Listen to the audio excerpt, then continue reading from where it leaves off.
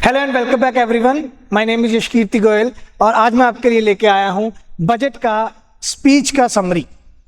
ठीक है, आप इसको ये मत समझिएगा कि सर हमारे पास हम बजट का स्पीच क्यों पढ़ रहे हैं। ठीक है, बजट का स्पीच का मतलब है जो बजट समरी प्रेजेंट किया निर्मला मैम ने अपने स्पीच के टाइम पे, तो बजट ही पढ़ेंगे। इसको ये मत समझिए कि हम कोई स्पीच पढ़ रहे हैं, इसमें पेश क्या किया गया हम वो समझेंगे बड़े ध्यान से। ठीक है, तो शुरू करते हैं बिना किसी देरी के साथ। 2025-26 का बजट गवर्नमेंट ने फोकस रखा ग्रोथ को बढ़ाने के लिए, to accelerate growth, securing inclusive development, boosting private investment, uplifting household sentiments and enhancing the spending power of Indian rising middle class। ठीक है, घबराने की जरूरत नहीं है कि सर इतने सारे डिफिकल्ट वर्ड्स हमें बता दिए। मान सकता हूं कि ये शायद कुछ टेक्निकल इकोनॉमिक टर्म्स होंगे जो कुछ बच्चों ने नहीं सुने होंगे, बट इनको बहुत ही इजी तरीके से मैं आपके सामने पेश करने आया हूं। और इस वीडियो का पर्पस ये रहेगा कि स्पेसिफिकली जो न्यू एस्पिरेंट्स हैं, जिन्होंने अभी हाल ही में सोचा कि हम यूपीएससी या पीसीएस में अपना फ्यूचर देख रहे हैं, तो उनके लिए बजट पढ़ना जरूरी हो जाता है। बट बजट को कैसे ग्रास्प करना है, इससे कैसे इंफॉर्मेशन आपको निकालना है, वो मैं आपको जरूर सिखाऊंगा इस वीडियो के साथ। तो 2025-26 के बजट में गवर्नमेंट ने कहा कि हमारा जो फोकस है उसमें हम जीडीपी को बढ़ाने के लिए बात कर रहे हैं, जिसको हमने लिख दिया इंग्लिश में accelerating growth. Growth is primarily concerned with the increase in the production. Increase in the production, and by production we means gross domestic product, GDP। तो जैसे GDP बढ़ेगा इकोनॉमी में ग्रोथ बढ़ेगी, तो हम GDP को बढ़ाने के लिए फोकस करना चाहते हैं। Securing inclusive development, ठीक है, हम इंक्लूसिव तरीके से डेवलपमेंट करना चाहते हैं। अभी तक हमने काफ़ी अलग अलग तरीके से समझा हुआ है कि ग्रोथ क्या होता है, डेवलपमेंट क्या होता है। ठीक है, फर्स्ट ऑफ ऑल ग्रोथ, जैसा अभी मैंने आपको मीनिंग बताया कि प्रोडक्शन का बढ़ना। फिर इसके बाद बात आती है डेवलपमेंट, जहाँ पे आपने प्रोडक्शन को तो बढ़ाना ही है, साथ में अपने ह्यूमन रिसोर्सेज का भी डेवलपमेंट करना है। साथ में आपने अपने ह्यूमन रिसोर्सेज का भी डेवलपमेंट करना है, दैट विल बी डेवलपमेंट। फिर इसके बाद हमें एक वर्ड मिलता है sustainable development, where sustainable development means country में आप इस तरीके से अपने रिसोर्सेज का इस्तेमाल कर रहे हैं, कंट्री में आप इस तरीके से रिसोर्सेज का इस्तेमाल कर रहे हैं कि प्रेजेंट जनरेशन की तो डिमांड्स फुलफिल हो जाएं, पर वो रिसोर्सेज फ्यूचर जनरेशन के लिए भी सिक्योर करना। हम सारे रिसोर्सेज को प्रेजेंट जनरेशन की डिमांड्स को फुलफिल करने के लिए डिप्लीट ना कर दें, अपने फ्यूचर जनरेशन के लिए भी हम रिसोर्सेज को सिक्योर करके जाएं, that will be sustainable development. ठीक है, फिर जैसे जैसे और इकोनॉमिक डेवलपमेंट्स हुए, फिर बीच में एक वर्ड आया इंक्लूसिव ग्रोथ का, कि अगर प्रोडक्शन बढ़ रहा है दैट इज ग्रोथ, तो ग्रोथ में इंक्लूसिव ग्रोथ होनी चाहिए। That means each and every sector, each and every section and each and every part of society will be part of growth। ठीक है, कोई भी सेक्टर, कोई भी सेक्शन या कोई भी पार्ट ऑफ सोसाइटी ग्रोथ में पीछे नहीं रहेगा। ठीक है, जिसमें गवर्नमेंट क्या नारा लगाते हैं, सबका साथ सबका विकास, कि किसी को भी पीछे नहीं रखना, सबको साथ लेके चलना है विकास के मार्ग पर, दैट इज इंक्लूसिव ग्रोथ। अब पॉइंट आ गया इंक्लूसिव डेवलपमेंट। ठीक है, तो प्रोडक्शन को भी बढ़ाना है,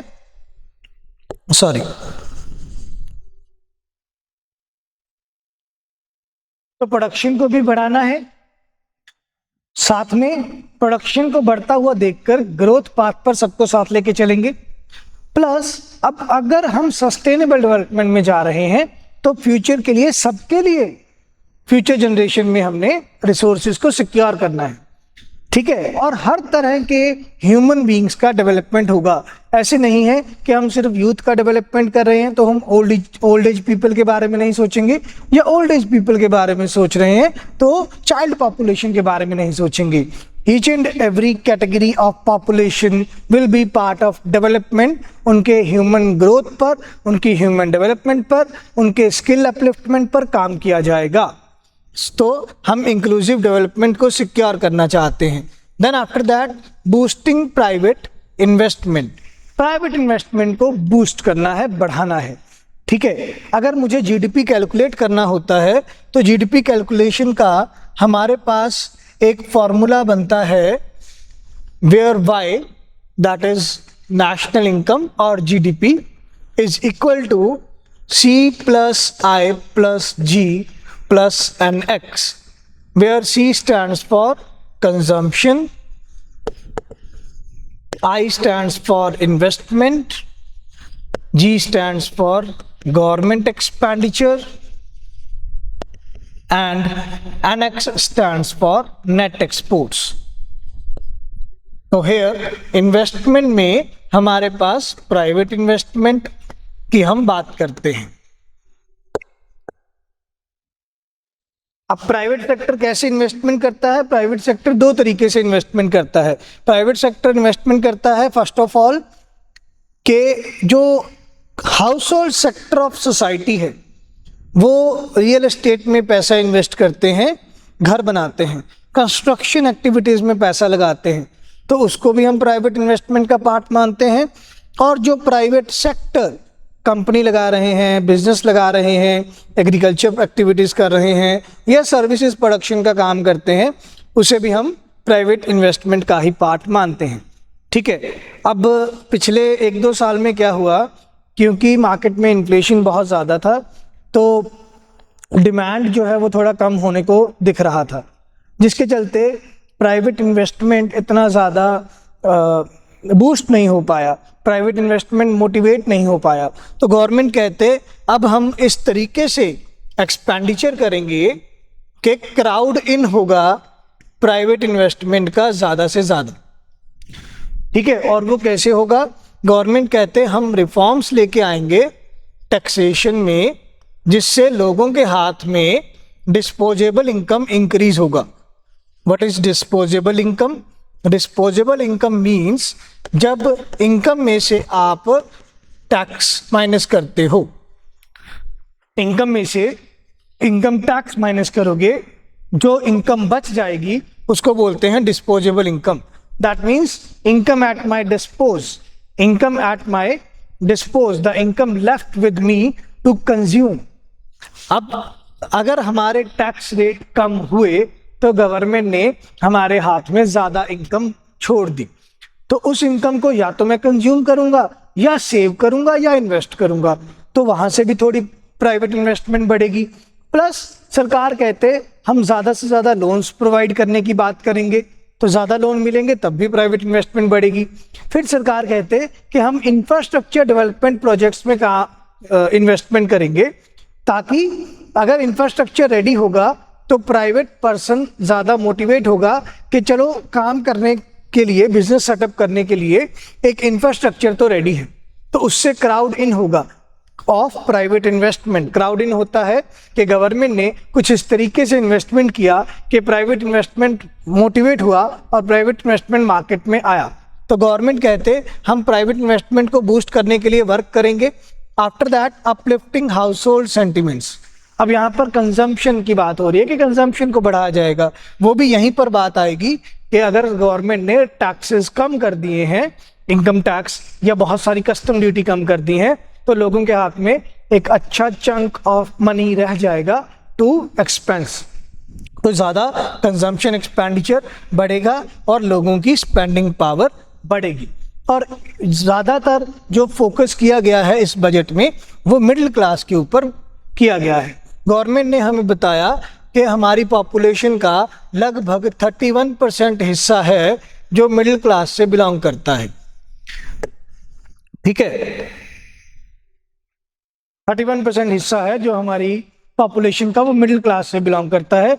तो इस मिडिल क्लास में बहुत पोटेंशियल है कंजम्पशन का और इन्वेस्टमेंट का, तो इसको हम मिडिल क्लास की इस स्ट्रेंथ को एक्सप्लोर करना चाहते हैं।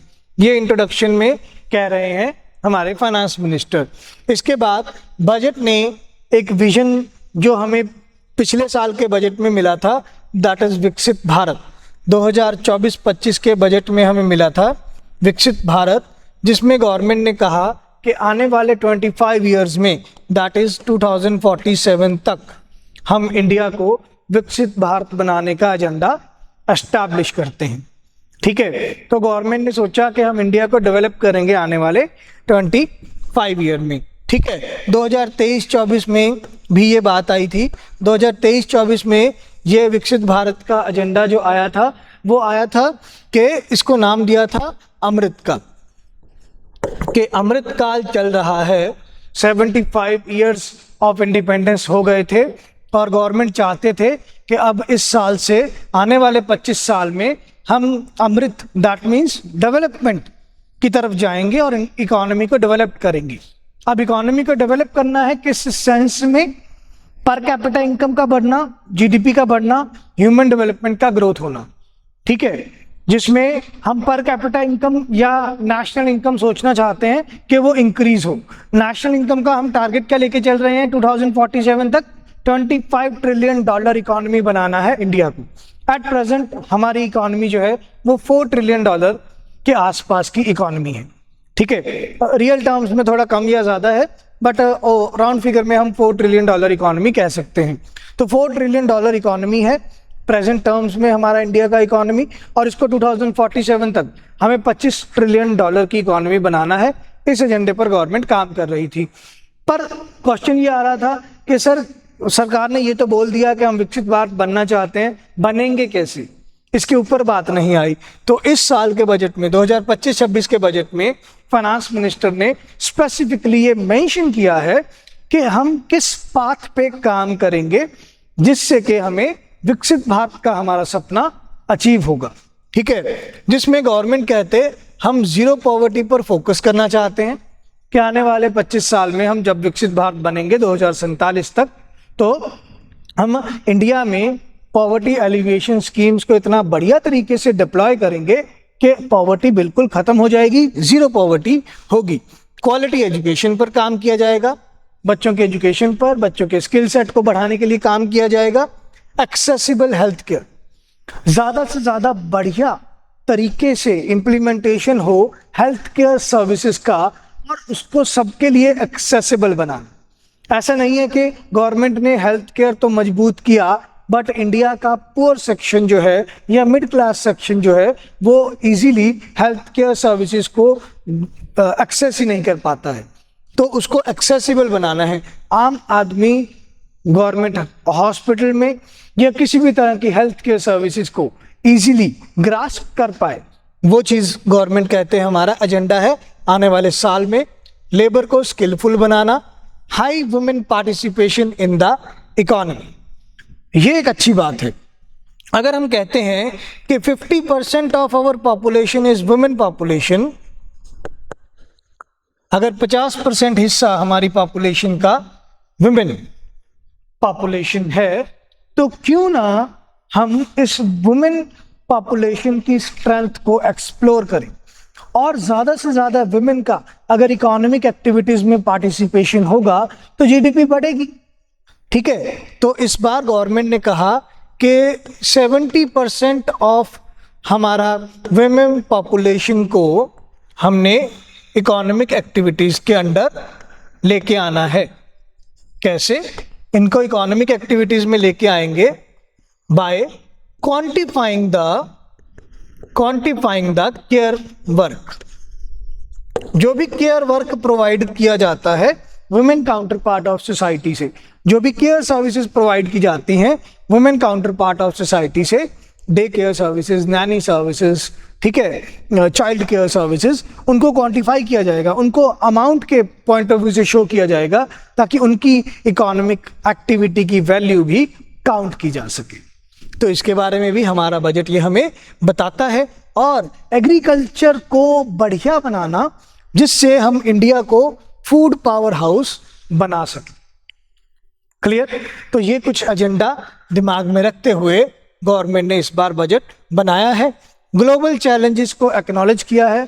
Yes, there are some global challenges like Russia's continuous invasion in Ukraine, Israel's attack on Gaza, Hamas, Palestine, ठीक है, या फिर यूएसए में इलेक्शंस, चाइना में डिफ्लेशन, जर्मनी में रिसेशन। तो बहुत सारे ऐसे ग्लोबल चैलेंजेस हैं, अनप्रेसिडेंटेड ग्लोबल इफेक्ट्स हैं इंडियन इकोनॉमी पर, उनको एक्नॉलेज किया है और बताया है कि इंडिया को कैसे ट्रांसफॉर्म किया गया प्राइम मिनिस्टर मोदी जी की लीडरशिप में। ठीक है, तो ये कुछ प्रेसिडेंशियल एंड स्पीकर एड्रेस था जो निर्मला मैम ने किया। बट इसमें हमें चीज़ें क्या पता चली कि सर हमें भी ना हमारा मेंस का आंसर लिखने के लिए एक अच्छा इंट्रोडक्शन मिल गया। अगर आपसे क्वेश्चन आ जाता है कि 2025-26 के बजट की मेन फीचर्स बताइए, तो वहां पर आपके पास एक अच्छा इंट्रोडक्शन आ जाएगा लिखने के लिए। ये इंट्रोडक्शन है सेम, ठीक है, मैं इस वीडियो के नोट्स को आपको प्रोवाइड करूंगा। तो साथ ही में आप क्या कीजिएगा, इसका अच्छा क्रैमिंग करिएगा, इसको याद करके देखिएगा, इसको लिख लिख के याद कीजिएगा। ये इंट्रोडक्शन आपको बहुत हेल्प करेगा मेंस के आंसर लिखने के लिए। क्लियर? आगे बढ़ते हैं। अब बजट का थीम क्या रखा गया इंडियन इकोनॉमी में? जो बजट का थीम रखा गया वो ये रखा गया कि सर सबसे पहले ना हमें एक बैकवर्ड लुकिंग अप्रोच अपनानी है ताकि हम फ्यूचरिस्टिक प्लान्स बना सकें, कि मुझे अपने पहले पास्ट हिस्टोरिकल एजेंडाज को देखना है, मैंने वहाँ कैसा परफॉर्म किया था, फिर मुझे पता होगा कि मैं फ्यूचर में और कैसा अच्छा परफॉर्म कर सकता हूँ। ठीक है, तो पास्ट परफॉर्मेंस को देखते हुए हमें पता चला कि हम एक अच्छा अमर्जिंग इकोनॉमी है, इंडिया एक अच्छी अमर्जिंग इकोनॉमी है, ठीक है, जो कि इंडिया को कई डेवलप्ड नेशन से आगे लेके जाता है ग्रोथ रेट में।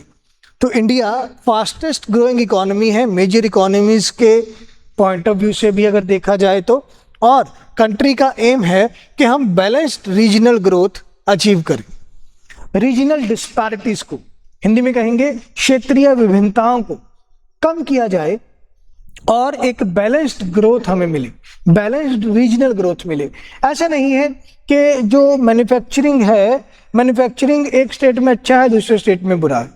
हम सारे स्टेट्स में मैन्युफैक्चरिंग को बढ़ाएंगे, हम सारे स्टेट्स में एग्रीकल्चर को बढ़ाएंगे, हम सारे के सारे स्टेट्स में सर्विसेज सेक्टर को बढ़ाएंगे, ताकि ऐसा नहीं है कि किसी पर्टिकुलर रीजन में ही ज़्यादा ग्रोथ है, एक स्टेट में ज़्यादा ग्रोथ है दूसरी स्टेट में ग्रोथ नहीं है, या नॉर्थ जोन इंडिया का बढ़िया परफॉर्म कर रहा है, जो सेंट्रल जोन है वो अच्छा परफॉर्म नहीं कर रहा, या नॉर्थ ईस्टर्न जोन की तरफ ध्यान ही नहीं दिया जाएगा। ऐसा बिल्कुल नहीं होगा। ठीक है, तो गवर्नमेंट कहते कि हम ये चाहते हैं कि हम बैलेंस्ड रीजनल ग्रोथ अप्रोच अपनाएं। ठीक है, फिर इसके बाद बात आया कि हमने फोकस एरियाज कौन से रखने हैं। तो 4 एरियाज को फोकस में रखा गया, that is agricultural growth, first one, second rural prosperity, third one manufacturing, and fourth one exports and innovation. तो 4 सेक्टर्स को ध्यान में रखा गया है कि हम मेजरली प्राइमरीली इन 4 सेक्टर्स को फोकस एरिया में रखेंगे। ठीक है, और 2024-25 के बजट में हमने देखा कि गवर्नमेंट ने एक एजेंडा दिया था ज्ञान के नाम से। वह ज्ञान स्टैंड फॉर गरीब, युवा, अन्नदाता एंड नारी। ठीक है, तो हमने पुअर पीपल के लिए, गरीब लोगों के लिए वर्क करना है, युवा यूथ के लिए वर्क करना है, अन्नदाता फार्मर के लिए काम करना है, एंड नारी वुमेन एम्पावरमेंट के लिए काम करना है। ठीक है, तो गवर्नमेंट ने अपने बजट के डेवलपमेंट को 10 ब्रॉड एरियाज में डिफाइन किया, जिसमें हम गरीब, यूथ, अन्नदाता और नारी को अप्रोच करेंगे। ठीक है, ये 4 फोकस एरियाज हैं, इनको आगे 10 अलग अलग डिफरेंट भागों में बांट के हमने इन 4 को टारगेट करना है, गरीब, यूथ, अन्नदाता और नारी को। क्लियर? अब 6 की डोमेन्स बनाए गए हैं रिफॉर्म्स के। ठीक है, बजट स्पीच में निर्मला मैम ने कहा कि हमारे पास डेस्टिनेशन क्या है, डेस्टिनेशन है विकसित भारत बनाना, destination is to develop India. ठीक है, कुछ इंजन्स ऑफ ग्रोथ रखे गए हैं, कुछ इंजन्स ऑफ ग्रोथ रखे गए हैं। ठीक है, ये 4 इंजन्स ऑफ ग्रोथ रखे गए हैं। कौन कौन सा है? We have agriculture, we have MSME sector, we have investment, and we have infrastructure and inclusive growth. तो ये 4 इंजन्स ऑफ ग्रोथ रखे गए हैं. First one agriculture, second one MSME, third one innovation या इन्वेस्टमेंट, और fifth one infrastructure and inclusive growth. तो ये 4 हमारे पास इंजन्स ऑफ ग्रोथ हैं. ये इंजन ऑफ ग्रोथ हमें हमारे डेस्टिनेशन पर पहुंचाने के लिए काम करेंगे. ठीक है. और इन इंजन्स को फ्यूल क्या दिया जाएगा? इन इंजन्स को फ्यूल क्या दिया जाएगा? रिफॉर्म्स का. ठीक है. तो मुझे ये पता है कहाँ पहुंचना है. ठीक है. मेरे पास गाड़ी है.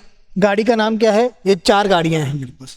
ये 4 इंजन हैं जो बाकी सारी इकोनॉमी को खींच के लेके जाएंगे. कहाँ खींच के लेके जाएंगे? डेस्टिनेशन पर. डेस्टिनेशन क्या है? विकसित भारत. इन 4 इंजन जो इंजन है ये ग्रोथ के, इन इंजन में फ्यूल के रूप में क्या काम करेगा? रिफॉर्म्स काम करेंगे. ठीक है. और हमारा ड्राइवर क्या होगा? ड्राइवर किस स्पिरिट से काम करेगा? ड्राइवर स्पिरिट क्या होगा? इंक्लूसिविटी. इंक्लूसिविटी का ड्राइवर स्पिरिट हमारा रहेगा कि हम किसी को भी ग्रोथ पार्ट में, विकसित भारत में पीछे नहीं छोड़ेंगे, सबको विकसित भारत के डेस्टिनेशन पर पहुंचाएंगे. ऐसा एक अच्छा विजन बताया गवर्नमेंट ने इस बजट में. ठीक है. तो किस तरह के रिफॉर्म्स की बात हो रही है?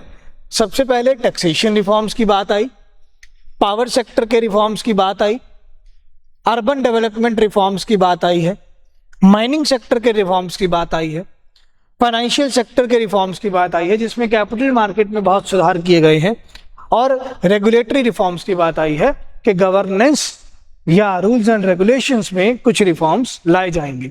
उससे क्या होगा? ये इकोनॉमी को अपनी ग्रोथ पोटेंशियल को अचीव करने में पुश करेंगे, मोटिवेट करेंगे, और इंडिया का ग्लोबल कॉम्पिटिटिवनेस बढ़ाएंगे, इंडिया का ग्लोबल ट्रेड में पार्टिसिपेशन बढ़ाएंगे. ठीक है.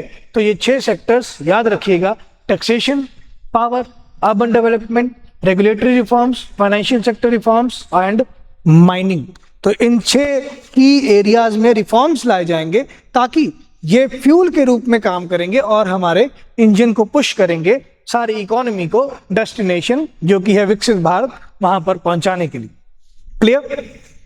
अब क्या प्रपोजल्स आए हैं? जैसे मैंने आपको बताया कि 4-5 हमारे पास जो मेन प्रपोजल थे इन चीज़ों से लेके agriculture, rural prosperity, manufacturing, exports, innovation, इनको लेके अब 4 इंजन ऑफ ग्रोथ कौन से लिए गए हैं? Agriculture as the first engine, MSME as the second engine, investment as the third engine and exports as the first engine, fourth engine. और exports को कैसे बढ़ाया जाएगा? With the help of infrastructure development. ठीक है. और एक्सपोर्ट्स को बढ़ाने के लिए कुछ टैक्सेशन रिफॉर्म्स भी हैं जिसमें कस्टम ड्यूटी कम की गई है. ठीक है. तो एक्सपोर्ट्स भी बढ़ेंगे, plus production linked incentive scheme दिया जाएगा, वो सारी चीज़ें. तो मैं इन वीडियोस को आपको इंजन वाइज प्रोवाइड करूंगा कि एग्रीकल्चर में क्या रिफॉर्म देखने को मिले हैं, MSME में क्या रिफॉर्म देखने को मिले हैं, देन इंफ्रास्ट्रक्चर से रिलेटेड क्या रिफॉर्म्स हैं, इन्वेस्टमेंट से रिलेटेड क्या रिफॉर्म्स हैं, और हमारे पास एक्सपोर्ट से रिलेटेड क्या नए पॉइंट्स सजेस्ट किए हैं इस बार के बजट में. तो आज का जो वीडियो होगा हमारा डेडिकेटेड है अब agriculture as a first engine के रूप में. क्लियर? आगे बढ़ते हैं. अब agriculture as a first engine में जो गवर्नमेंट ने रिफॉर्म्स सजेस्ट किए हैं वो रिफॉर्म्स क्या हैं? सबसे पहले प्राइम मिनिस्टर धन धान्य कृषि योजना. प्राइम मिनिस्टर धन धान्य कृषि योजना. गवर्नमेंट कहते कि पूरे इंडिया में 100 ऐसे डिस्ट्रिक्ट्स सेलेक्ट किए जाएंगे जिन डिस्ट्रिक्ट्स में एग्रीकल्चर का जो प्रोडक्शन है वो कम है, या एग्रीकल्चर एक्टिविटीज ही कम होती हैं, या एग्रीकल्चर एक्टिविटीज तो होती हैं बट उस लार्ज स्केल पे नहीं होती जहां जितने स्केल पे होने चाहिए. तो गवर्नमेंट कहते हैं ऐसी 100 डिस्ट्रिक्ट्स को एग्रीकल्चर डिस्ट्रिक्ट्स हब के रूप में एस्टैब्लिश किया जाएगा, और ऐसी डिस्ट्रिक्ट्स में एग्रीकल्चर प्रोडक्टिविटी को बढ़ाने के लिए काम होगा, जिसको नाम दिया गया PM धन धान्य कृषि योजना का. तो एक प्रोग्राम जो एग्रीकल्चर प्रोडक्टिविटी को बढ़ाएगा 100 अंडर परफॉर्मिंग डिस्ट्रिक्ट्स में, ऐसी डिस्ट्रिक्ट्स जहाँ पे एग्रीकल्चर एक्टिविटीज़ हैं बट वहाँ पे इतना प्रोडक्शन नहीं हो पा रहा, तो वो अंडर परफॉर्मिंग है, तो ऐसी डिस्ट्रिक्ट्स को प्रमोट किया जाएगा और वहाँ पे एग्रीकल्चर प्रोडक्टिविटी प्रोवाइड की जाएगी ज़्यादा साइंटिफिक मैनर में, ज़्यादा लोन्स प्रोवाइड किए जाएंगे, ज़्यादा टारगेटेड मैनर में वहाँ स्कीम्स प्रोवाइड की जाएंगी और इससे बेनिफिट होगा लगभग 1.7 करोड़ फार्मर्स को। Clear? After that rural prosperity की बात आती है कि रूरल प्रॉस्पेरिटी को बढ़ाया जाएगा, रूरल एरिया में रिजिलिएंट एक्टिविटीज प्रोवाइड की जाएंगी। रिजिलियंस का मीनिंग मैं आपको कई बार बता चुका हूं हमारी वीडियो में, मैंने आपको एक इकोनॉमिक सर्वे का भी इंट्रोडक्टरी वीडियो प्रोवाइड किया था, वो भी आप दे सकते हैं, तो थोड़ा पिक्चर क्लियर हो जाता है कि किस तरीके से परफॉर्म किया हमने लास्ट फाइनेंशियल ईयर में और आने वाले फाइनेंशियल ईयर के लिए क्या सोचा जा रहा है। तो वहाँ एक जर्नी अच्छी चलती रहती है अगर आप वो भी साथ में वीडियोस देखेंगे तो। रिजिलियंस का मीनिंग मैंने आपको प्रोवाइड किया था कि जहाँ पर आपके पास इंटरनल या एक्सटर्नल शॉक्स का इफेक्ट जो है वो कम है, उसे हम रिजिलियंस बोलते हैं। तो एक ऐसा programme rural prosperity and resilience के लिए एड्रेस किया जाएगा जो रूरल एरिया में अंडर एम्प्लॉयमेंट या रूरल एरिया में रूरल इकोनॉमीज को एनहांस करने के लिए वर्क करेगा। ठीक है, तो अंडर एम्प्लॉयमेंट का मीनिंग क्या है पहले मुझे ये जानना होगा। ठीक है, क्योंकि मुझे ये समझना है ये पॉलिसी क्या कहती है या ये योजना क्या कहती है, तो मुझे पता होना चाहिए कि अंडर एम्प्लॉयमेंट का मीनिंग क्या है। अंडर एम्प्लॉयमेंट होता है when the employer is not able to utilise his और हर एम्प्लॉयज सफिशिएंटली ऑप्टिममली। ठीक है, कि मान लीजिए कोई किसान है, ठीक है, उसके पास कोई एम्प्लॉय काम करता है, वो अपने एम्प्लॉय से प्रॉपरली काम नहीं करवा पा रहा। ठीक है, जो एक एम्प्लॉय का पोटेंशियल है आप उसको सही ढंग से इस्तेमाल नहीं कर पा रहे। अब उसमें एम्प्लॉय की भी गलती हो सकती है, एम्प्लॉयर की भी गलती हो सकती है। या तो एम्प्लॉय के पास स्किल्स सेट हैं वो उनको इस्तेमाल नहीं कर पा रहा ढंग से, या एम्प्लॉयर को एम्प्लॉय से काम करवाना नहीं आ रहा, कुछ भी रीज़न हो सकता है। बट पॉइंट क्या है कि अंडर एम्प्लॉयमेंट है, मतलब जो आपका कैपेसिटी है आपके एम्प्लॉय का, आप उसको उस हद तक नहीं इस्तेमाल कर पाते हो। ठीक है, तो उसको हम बोलते हैं अंडर एम्प्लॉयमेंट। अब वो सिर्फ लेबर से रिलेटेड नहीं है, वो मशीनरी से भी रिलेटेड हो सकता है कि मान लीजिए एक मशीनरी एक दिन में 100 यूनिट्स प्रोड्यूस कर सकती है बट मैं उससे 100 यूनिट्स प्रोड्यूस नहीं करवा पा रहा हूँ, वो भी अंडर एम्प्लॉयमेंट ही कहलाएगा। तो एम्प्लॉयमेंट तो है रूरल एरियाज में, कौन से एरियाज में? एमजी नरेगा में। Mahatma Gandhi national rural employment guarantee act.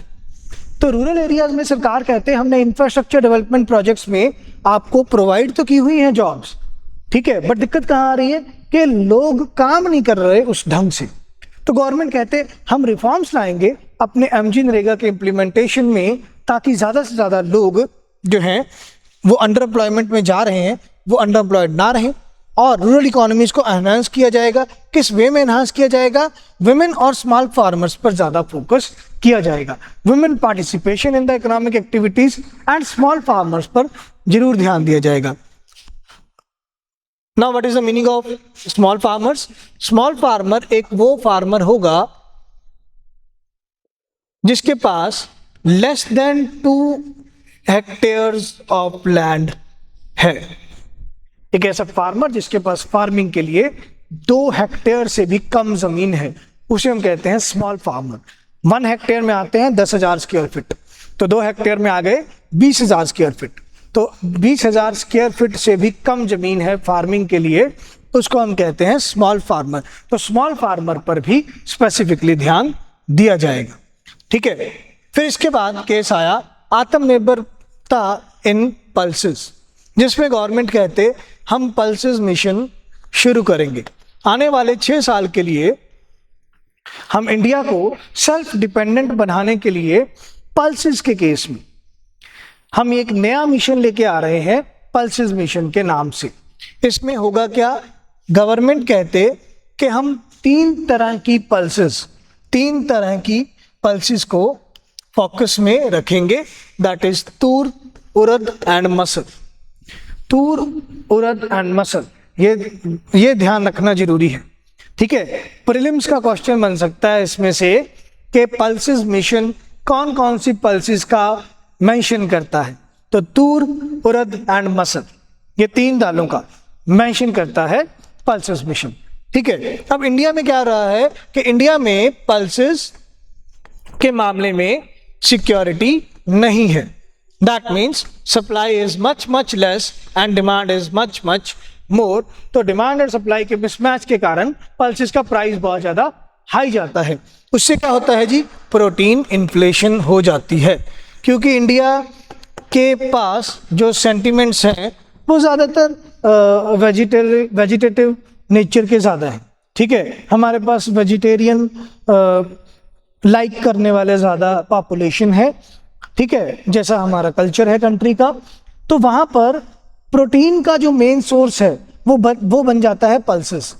तो गवर्नमेंट कहते हम प्रोटीन का जो हमारा मेन सोर्स है वहाँ प्राइसेस बढ़ रहे हैं, इसलिए इसको नाम दे दिया प्रोटीन इन्फ्लेशन। तो प्रोटीन इन्फ्लेशन को टैकल करने के लिए गवर्नमेंट कहते कि हमारे पास एक पल्सेस मिशन होना चाहिए, हम इंपोर्ट्स पर भी डिपेंडेंट ना हो और हमारी कंट्री में भी ज़्यादा पल्सेस का प्रोडक्शन हो। इसके लिए हम पल्सेस मिशन लॉन्च करते हैं।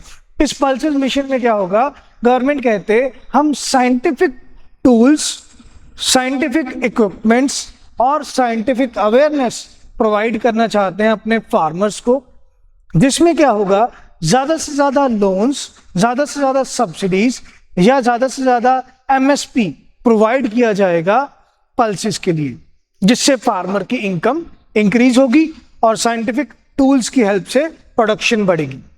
एक तो ये बात आई।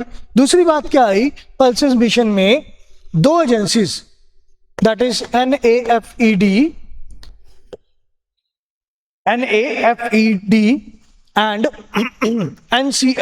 NCCF, ये दोनों कोऑपरेटिव ऑर्गेनाइजेशंस हैं जो कि फूड के लिए काम करती हैं, प्रोक्योरमेंट के लिए काम करती हैं। तो गवर्नमेंट कहते हैं कि हम इन दोनों एजेंसीज को काम पे लगाएंगे आने वाले अगले 4 साल के लिए, फॉर द नेक्स्ट 4 years हम इनसे प्रोक्योर करवाएंगे पल्सेस ऑन द MSP। ठीक है, तो उससे क्या होगा, ज़्यादा पल्सेस का प्रोडक्शन बढ़ेगा, क्योंकि अब फार्मर गारंटीड प्राइस इंश्योर कर पाएगा अपने लिए कि हाँ भाई, अगर मैं पल्सेस प्रोड्यूस करूंगा ना तो मेरे पास ज़्यादा MSP मिलेगा और ये एजेंसीज जो है उनको काम पे लगाया गया है, ये प्रोक्योरमेंट करेंगे, तो फार्मर सिक्योर फील करेगा, मेरे को इतना अश्योर्ड इनकम मिलेगा ही मिलेगा। और दूसरी बात, पल्सेस के केस में इनकम ज़्यादा है दैन वीट एंड पैडी, तो वहाँ पर भी फार्मर को फ़ायदा होगा। इसका एनवायरमेंटल इफेक्ट भी अच्छा है, क्योंकि अगर वीट और पैडी की बात करते हैं ना, वीट राबी सीजन की क्रॉप है और पैडी जो है वो खारीफ सीजन की क्रॉप है। ठीक है, बट जो पल्सेस हैं ये ऑल सीजन क्रॉप्स हैं। ठीक है, इनको आप समर में भी प्रोड्यूस कर सकते हैं, इनको आप विंटर में भी प्रोड्यूस कर सकते हैं।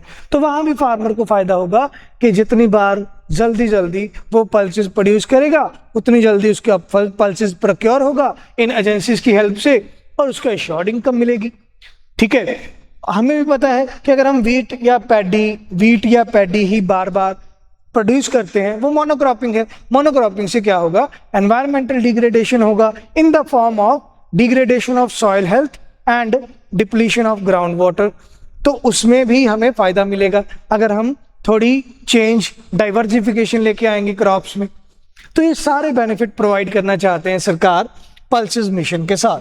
फिर इसके बाद गवर्नमेंट कहते कि हम एक वेजिटेबल और फूड के लिए प्रोग्राम चलाएंगे, जहाँ पे एक कॉम्प्रिहेंसिव इनिशिएटिव लिया जाएगा प्रोडक्शन, सप्लाई और प्राइसेस को कंट्रोल में करने के लिए वेजिटेबल्स ऑफ फार्मर्स के, फ्रूट्स के।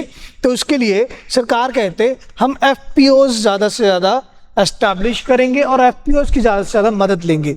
FPO होता है farmer producer organisation, farmer producer organisation. तो ज़्यादा से ज़्यादा FPOs एस्टैब्लिश किए जाएंगे। FPOs क्या होते हैं, फार्मर और जो व्यापारी है, प्रोड्यूसर है, उन दोनों के बीच में हमने एक जॉइंट ऑर्गेनाइजेशन बना दी ताकि forward and backward linkages create हों। Forward and backward linkages create हों। इससे क्या होगा, गवर्नमेंट कहते कि मान लीजिए कोई फार्मर है, वो दाल ही प्रोड्यूस करता है मान लीजिए, ठीक है, या चलो फ्रूट्स प्रोड्यूस करता है। तो एक किसान है जो फ्रूट्स प्रोड्यूस करता है और एक प्रोड्यूसर है, कंपनी है मान लीजिए ट्रॉपिकाना जूस वाली, ठीक है। तो इन दोनों के बीच में एक ऑर्गेनाइजेशन बना दी। तो फार्मर अपना प्रोडक्ट बेचेगा कंपनी को, कंपनी उसको प्रोसेस करके पैकेज फॉर्म में जूस बनाएगी। वो पैकेज फॉर्म वाला जूस कौन परचेज करेगा, वो फार्मर परचेज कर लेगा, या एटलीस्ट फार्मिंग कम्युनिटी में, रूरल एरिया में कोई और परचेज कर लेगा। तो एक का प्रोडक्ट दूसरा इस्तेमाल करेगा, दूसरे का प्रोडक्ट पहला इस्तेमाल करेगा, forward and backward linkages create होंगे। तो ज़्यादा से ज़्यादा पार्टनरशिप करवाना है इन फॉरवर्ड बैकवर्ड लिंकेजेस को क्रिएट करने के लिए। तो एफपीओ बनेंगे, एफपीओ बना के हम वेजिटेबल और फ्रूट्स के सप्लाई को, प्रोडक्शन को, प्राइजेस को स्टेबलाइज करने की बात करेंगे। फिर इसके बाद बात आई मखाना बोर्ड की। Bihar is the largest producer of makhana, where makhana, इसको हम फॉक्स नट के नाम से भी जानते हैं, ठीक है। तो अभी के लिए हमारे पास मखाना ऑर्गेनाइजेशन एस्टैब्लिश्ड है बिहार में। तो बिहार में अब मखाना बोर्ड एस्टैब्लिश किया जाएगा। ये एक नोडल एजेंसी के रूप में काम करेगा, जो कि ओवरऑल फॉक्सनट या मखाना की प्रोडक्शन सेल्स को ओवरव्यू करेगा, ठीक है।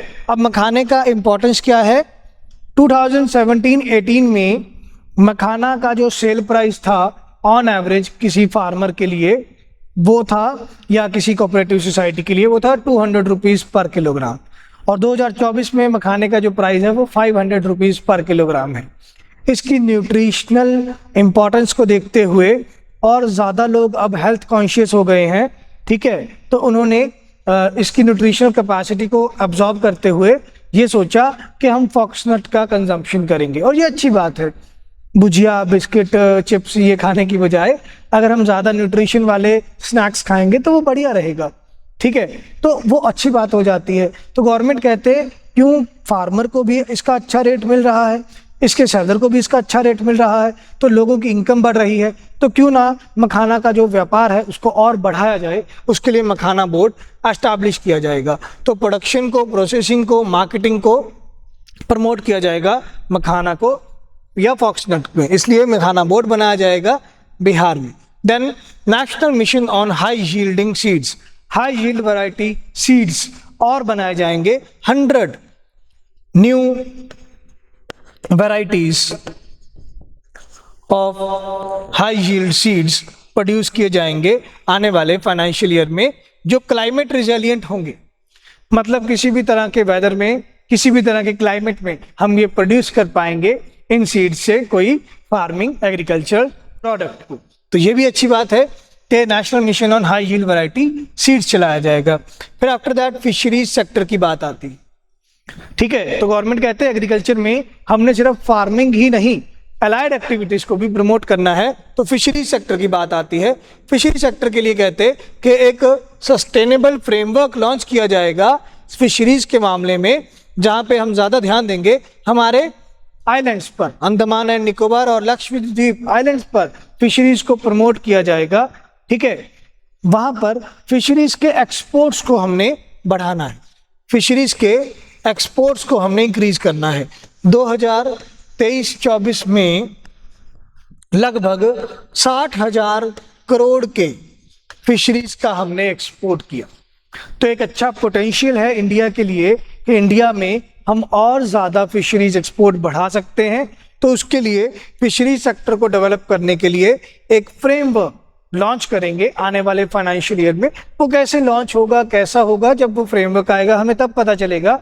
बट अभी के लिए बजट में एक पॉइंट आया कि अलाइड एक्टिविटीज पर भी काम किया जाएगा, ठीक है। After that mission for cotton productivity, cotton productivity के ऊपर काम किया जाएगा।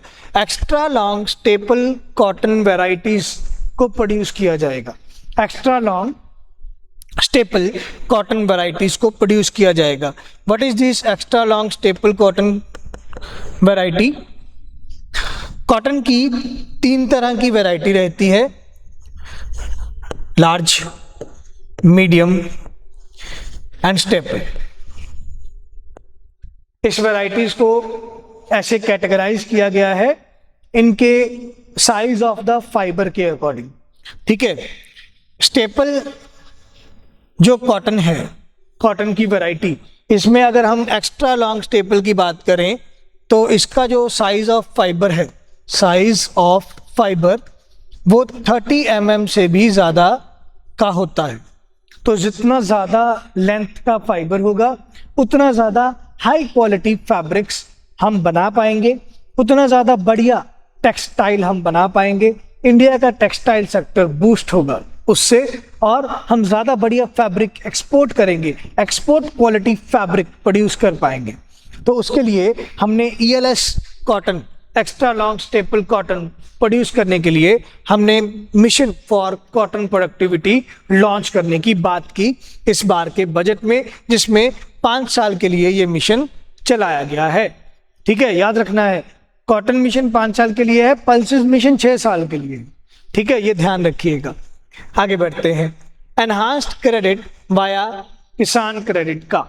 गवर्नमेंट कहते हैं कि हम अपने फार्मिंग कम्युनिटी में स्मॉल या मार्जिनल फार्मर्स को हेल्प प्रोवाइड करने के लिए किसान क्रेडिट कार्ड का लिमिट बढ़ाते हैं। किसान क्रेडिट कार्ड का इस्तेमाल कहाँ होता है? किसान क्रेडिट कार्ड का इस्तेमाल होता है वर्किंग कैपिटल के लिए, मतलब डे टू डे एक्सपेंसेस निकालने के लिए। किसी लेबर को वेजेस प्रोवाइड करने हैं, रॉ मटेरियल परचेज करके लेके आना है, फर्टिलाइजर्स परचेज करके लेके आने हैं, ठीक है, या प्लॉइंग करने के लिए जो ट्रैक्टर का इस्तेमाल हो रहा है उसमें डीजल पेट्रोल डलवाना है। तो ऐसे वर्किंग कैपिटल के लिए जो पैसा चाहिए वहाँ हम किसान क्रेडिट कार्ड का नाम लेते हैं कि एक बैंक में किसान जाएगा, वो अपना क्रेडिट कार्ड अप्लाई करेगा। अगर बैंक वालों को लगा कि ये किसान के पास एक अच्छा लिक्विडिटी रहता है, वो पेमेंट अपने टाइम से कर देगा, तो उसको एक क्रेडिट लाइन के रूप में एक क्रेडिट कार्ड इशू कर दिया जाएगा किसान क्रेडिट कार्ड के नाम से। पहले इसकी लिमिट रहती थी 3 लाख, अब इस बजट में इसकी लिमिट को बढ़ाकर कर दिया है 5 लाख। तो ज़्यादा लिक्विडिटी वाला क्रेडिट कार्ड होगा, ज़्यादा इन्वेस्टमेंट कर पाएगा किसान, ज़्यादा खर्चे निकाल पाएगा इजीली, ठीक है, और वो डे टू डे एक्सपेंसेस में अपने हाउस होल्ड एक्सपेंसेस के लिए भी ये कार्ड का इस्तेमाल कर पाता है। ठीक है, तो एक किसान के लिए अच्छा हो जाता है, उसे बार बार कमीशन एजेंट से जाके लोन नहीं लेने पड़ेंगे। क्लियर? तो इनफॉर्मल लैंडिंग कम होगा, फॉर्मलाइजेशन ऑफ लैंडिंग इंक्रीज होगा।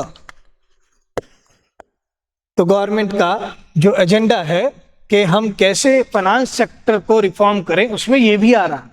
ठीक है, ये एक बहुत अच्छी बात है स्टेबल गवर्नमेंट होने का, और एक ही फाइनेंस मिनिस्टर या एक ही फाइनेंस मिनिस्टर का टीम पिछले 3-4 साल से बजट बना रहे हैं, और कोविड के बाद सेम फाइनेंस मिनिस्टर बजट बना रहा है, वो भी बहुत अच्छी बात है। ठीक है, हाँ, पॉलराइजेशन ऑफ पावर होता है, ठीक है, गवर्नमेंट बदलती रहनी चाहिए, ऐसी भी थ्योरीज होती हैं, वो भी एक अलग बात रहती है। बट कंटिन्यूटी में गवर्नमेंट चलने का ये फ़ायदा है कि निर्मला मैम को पता है कि भाई मेरे को किस साल क्या करना है, वो नीड ऑफ द आवर देखते हुए बजट बना रहे हैं।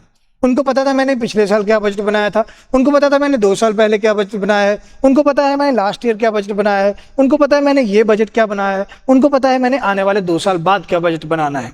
ठीक है, तो एक स्टेबल गवर्नमेंट का ये बहुत ज़्यादा बेनिफिट रहता है, क्योंकि उनको अपनी वर्किंग पे कॉन्फिडेंस होता है कि कितने टाइम में क्या वर्क किया है, कितना वर्क किया है, आने वाले टाइम के लिए क्या करना होगा। तो ये एक अच्छी बात है। ठीक है, तो गवर्नमेंट का शुरू से ही ये एजेंडा रहा है कि हम इंक्लूसिव ग्रोथ को बढ़ाएं, रिफॉर्म्स को लेके आएं। तो यहाँ पर एग्रीकल्चर सेक्टर में ये एग्रीकल्चर इंक्लूजन ही तो है, स्मॉल और मार्जिनल फार्मर्स को भी इंक्लूड किया जा रहा है। कहाँ इंक्लूड किया जा रहा है? लैंडिंग प्रोसेस में। तो इसको आप फाइनेंशियल इंक्लूजन का भी नाम दोगे कि सर फाइनेंशियल इंक्लूजन बढ़ रहा है स्मॉल या मार्जिनल फार्मर्स का, और स्मॉल और मार्जिनल फार्मर्स को अब ज़्यादा कमीशन एजेंट से लोन नहीं लेना पड़ेगा, तो फॉर्मलाइजेशन ऑफ लैंडिंग भी हो रहा है। किसान जो है हमारा वो फॉर्मल लैंडिंग का पार्ट बन रहा है। तो ऐसे पॉइंट्स आप ध्यान में रखते हैं। क्लियर? जो आपको मेंस का आंसर कोट करने में हेल्प करेंगे। इसीलिए मैंने कहा था कि आपको एक्सट्रैक्ट कर पाएंगे अच्छे से कि प्रीलिम्स के लिए क्या चीज़ें इंपॉर्टेंट है, मेंस के लिए क्या चीज़ें इंपॉर्टेंट है। प्रीलिम्स के लिए इतना इंपॉर्टेंट है, स्कीम क्या है, किस एरिया में आ रही है वो स्कीम, क्या उसमें टारगेट सेट किया गया है, क्या उसका ऑब्जेक्टिव है और कौन से बेनिफिशियरीज उसके आएंगे। ठीक है, आप इसको एक चार्ट के थ्रू समझ सकते हो कि स्कीम का नाम क्या है, कौन से ईयर से कौन से ईयर तक चलेगी। ठीक है, जैसे मान लीजिए अभी कॉटन वाला स्कीम पढ़ा हमने, कॉटन मिशन 5 साल के लिए लॉन्च किया गया 2025 से 30 तक। इस तरीके से ऑब्जेक्टिव क्या है इसका, हमने extra long staple cotton produce करना है। ठीक है, टारगेट क्या है, कॉटन में आत्मनिर्भरता लेके आनी है, कॉटन बढ़िया क्वालिटी का प्रोड्यूस करना है ताकि हमारे एक्सपोर्ट्स बढ़ सके। ठीक है, और अगर आपको याद रखना है तो बजट एलोकेशन भी साथ में याद रख लीजिएगा। बजट का डॉक्यूमेंट डाउनलोड कीजिए गूगल से, वहां पे उसके एलोकेशन वाला पार्ट पढ़ लीजिए। ठीक है, एलोकेशन वाला पार्ट नहीं भी पढ़ेंगे तो भी चल जाएगा, क्योंकि एलोकेशन वाला क्वेश्चन यूपीएससी प्रीलिम्स में नहीं पूछ रहा। मेंस में आप अपनी पर्सनल नॉलेज के लिए याद रखना चाहते हैं तो रख लीजिएगा। तो ऐसे चार्ट समझ के प्रीलिम्स के लिए आप समझ सकते हैं कि सारी स्कीम्स का नाम याद रखना है, कौन से ईयर में आई हैं, ऑब्जेक्टिव वो प्रीलिम्स के लिए इंपॉर्टेंट बन जाएगा। मेंस के लिए आपको याद रखना है क्या बेनिफिट मिलेगा, किस तरीके से बेनिफिट मिलेगा, गवर्नमेंट एक्टिविटीज में क्या चेंज आएगी। जैसे अभी हमने केसीसी का ये 2 लाइन का पॉइंट है, पर इसमें से कितने सारे एंगल निकल आए, वो मेंस में काम आते हैं आपके। ठीक है, इसके बाद सरकार कहते हैं यूरिया प्लांट एस्टैब्लिश किया जाएगा असम में। ठीक है, हमारे पास 3 जनरल फर्टिलाइजर्स आते हैं, वो फर्टिलाइजर जो हर तरह की फसल के लिए यूज होते हैं, जिनको हम ब्रॉडली एनपीके फर्टिलाइजर बोलते हैं, that is nitrogen, phosphorus and potassium.